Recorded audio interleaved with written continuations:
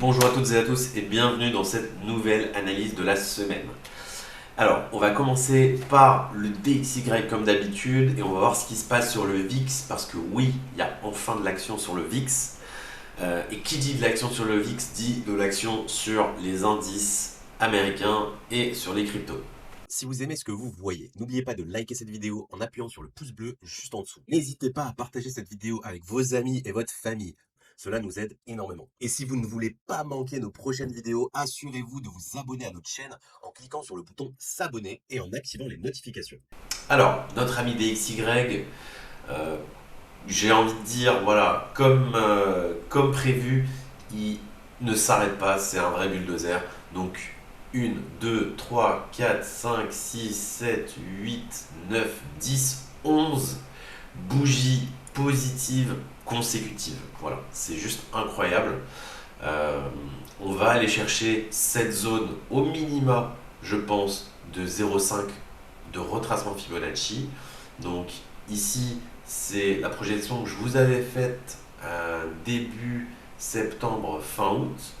Donc sur cette potentielle montée, au final on voit qu'on est beaucoup plus agressif ici dès le démarrage. Voilà. On va potentiellement avoir un pullback, mais en tout cas la zone importante c'est cette zone 0,5. Voilà. Suite à cette zone 0,5, on aura potentiellement un pullback, une petite accumulation, et pour continuer à aller chercher cette target du Fibo 0,61 aux alentours des 109 points sur le DXY. Qu'est-ce qu'on voit en weekly sur les indicateurs de momentum? Pas grand chose, le RSI continue de son ascension. Sur le MACD, en fait, on est en plein dans ce cycle haussier. Pas de retournement prévu. Cette gueule de crocodile continue de s'agrandir. Donc, écoutez, voilà, il n'y a rien à faire. Le DXY va continuer de monter.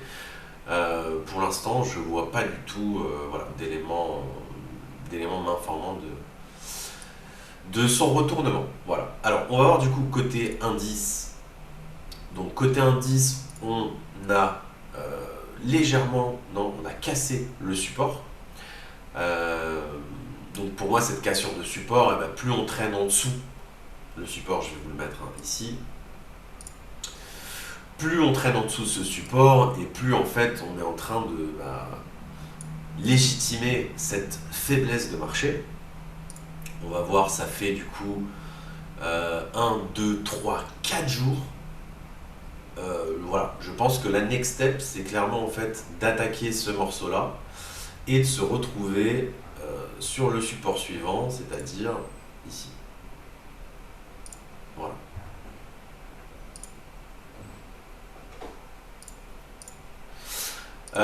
Donc ça va être la next step.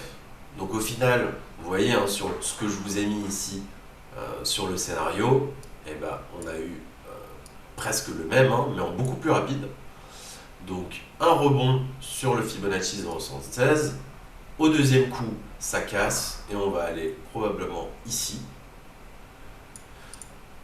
Avant potentiellement de revenir voir cette résistance avec un rebond et aller voir le support en dessous. Voilà. Qui se trouve ici. En termes de retracement Fibonacci sur le S&P 500, il n'y a rien avant le support, c'est-à-dire que le support ici, c'est les 38% de retracement. Voilà, c'est le minimum, 38% de retracement dans une tendance. Donc j'ai aucun doute sur le fait qu'on va aller voir le niveau des 4200$. Et ensuite, à voir comment se passe en fait la suite. Voilà. Est-ce qu'on va réussir à s'affranchir de cette résistance et pour repartir à la hausse, ou alors en fait on va avoir un petit bounce pour continuer en fait à casser en dessous et aller voir le Fibo 0,5. Donc ça c'est le feuilleton qu'on va suivre sur la fin d'année. Voilà. Sur le Nasdaq, je vous rappelle qu'on avait toujours un trade en cours. Oui, ce trade, ça fait depuis...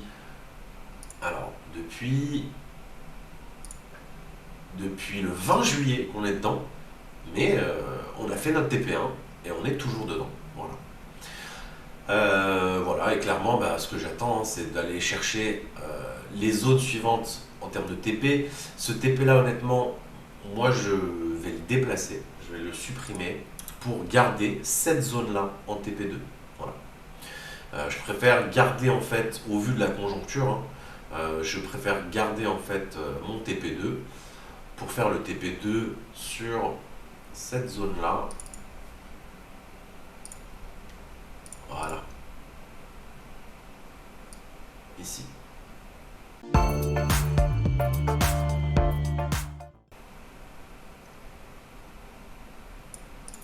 Sur ce support ici, qui se trouve au niveau en fait du Fibonacci 0,382, et j'ai aucun doute qu'on va atteindre ce niveau-là.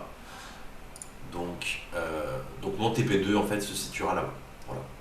Je ferai potentiellement un TP3 ici et mon TP4 voilà, qui est toujours dans cette zone-là. Voilà. Donc notre trade avance bien. Sur le CAC 40, il n'y a pas grand chose, mais on voit très bien qu'en fait bah, ça se dégrade. On range, mais clairement, voilà, le mouvement haussier n'existe plus. On fait des bas de plus en plus bas, même si vous voyez que ici ça patine. Voilà. J'ai aucun doute sur le fait qu'on va aller voir ces prochains niveaux de TP. En tout cas, au minimum celui-ci. Il me semble qu'on n'est même pas à 0,382 sur celui-ci. Et si, voilà, on va aller voir 0,382, ça j'en ai aucun doute.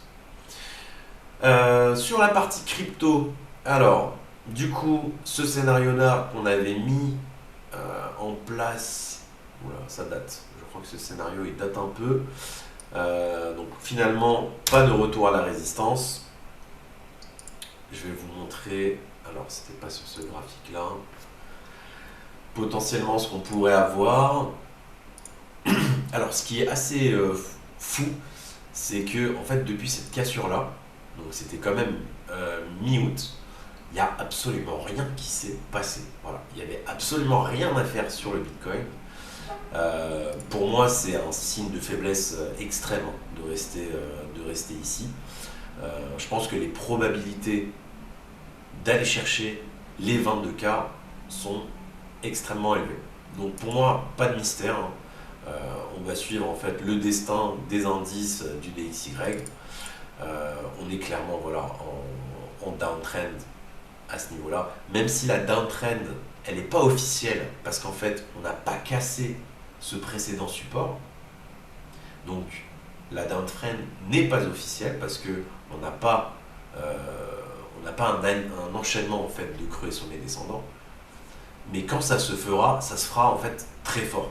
Ici on est en train d'accumuler sur le support. Voilà, une accumulation au niveau du support, c'est toujours très mauvais signe. C'est-à-dire que, en fait, il n'y a pas assez de force pour remonter au niveau de la résistance, qui se trouve ici.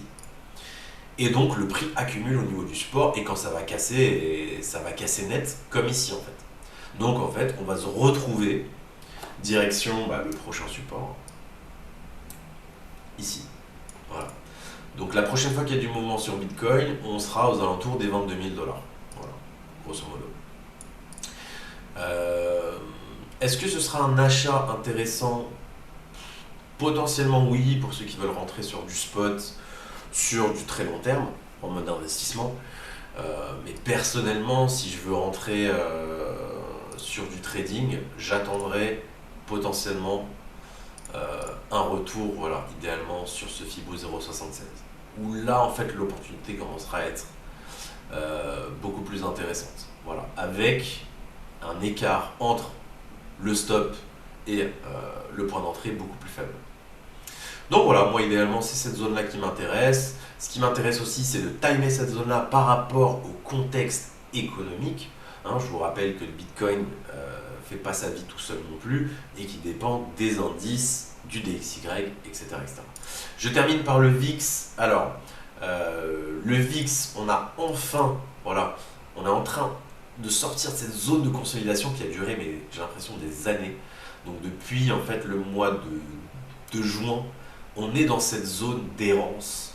Et en fait, on s'en est extirpé du coup la semaine dernière avec une clôture euh, presque au maximum de cette zone. Et donc moi ce que je vais surveiller de très très près, c'est en fait la réintégration au-dessus des 18 $. Voilà. Je vous le rappelle, le VIX en fait, il a tendance après un mouvement catalysé haussier très très fort à piétiner, piétiner, piétiner à la baisse, à la baisse, à la baisse, compresser, compresser, compresser. Et en fait, quand il sort très fort, très rapidement. Voilà.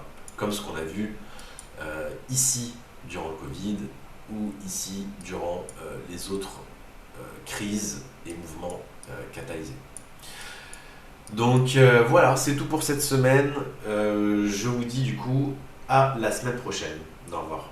Si vous souhaitez recevoir encore plus de contenu gratuitement et être connecté à notre communauté, rejoignez notre groupe Telegram. Vous y trouverez des exclusivités, des analyses de marché et bien plus encore.